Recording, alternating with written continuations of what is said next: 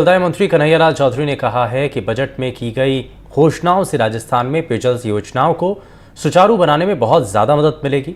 पेयजल संकट के सवाल पर जलदाय मंत्री ने कहा कि स्थिति काफी हद तक नियंत्रण में है, लेकिन इस बार गर्मी के मौसम में लंबे चलने और मानसून के सामान्य रहने से परेशानी हुई है, लेकिन उसके बावजूद सरकार आमजन को राहत देने के लिए लगातार प्रयास कर रही है।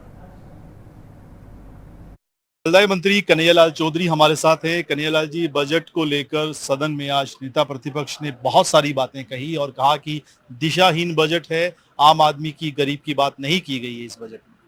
देखो, आप लोगों ने देखा होगा कि इससे बढ़िया बजट राजस्थान की जनता ने, क्योंकि इनके पास बोलने लायक कुछ नहीं था। विपक्ष के नेता जिस तरह से भाषण दे रहा था, बजट के ऊपर कुछ बोल नहीं पा रहे थे, क्योंकि बजट में कुछ बोलने लायक ऐसा था ही नहीं कि जो कमियां निकाले। क्योंकि राजस्थान के इतिहास में पहला इस विधानसभा में इतना ऐतिहासिक बजट पास हुआ जिसमें हमने किसान, युवा, महिला, मजदूर सबका ध्यान रखा और सबसे बड़ा ध्यान रखा कि हमारा राजस्थान का भविष्य कैसे हो, विकसित राजस्थान कैसे बने।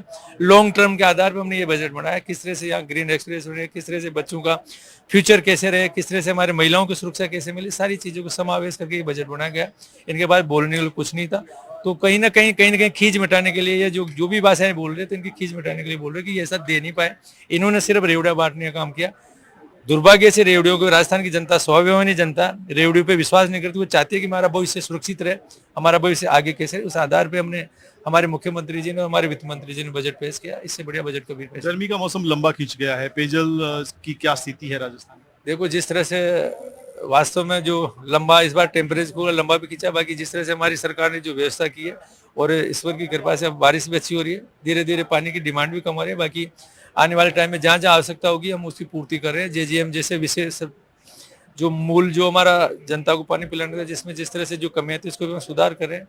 कल ही हमने केंद्रीय जल शक्ति मंत्री CR पाटिल साहब से मिले। उन्होंने कहा कि जो भी इन्होंने 5 साल के अंदर जो भेदभावपूर्ण किया, जिस भ्रष्टाचार किया, समय पे काम नहीं किया, इसको हम आपको पूरा करने के लिए समय भी देंगे। इसके साथ साथ पैसा का भी पूरा आश्वास दिया और जरूर जो भी हमें काम मिला उसको पूरा करेंगे। अब बजट के बाद उपचुनाव की तैयारी 100% उपचुनाव के अंदर 5 की 5 सीटें जीतेंगे।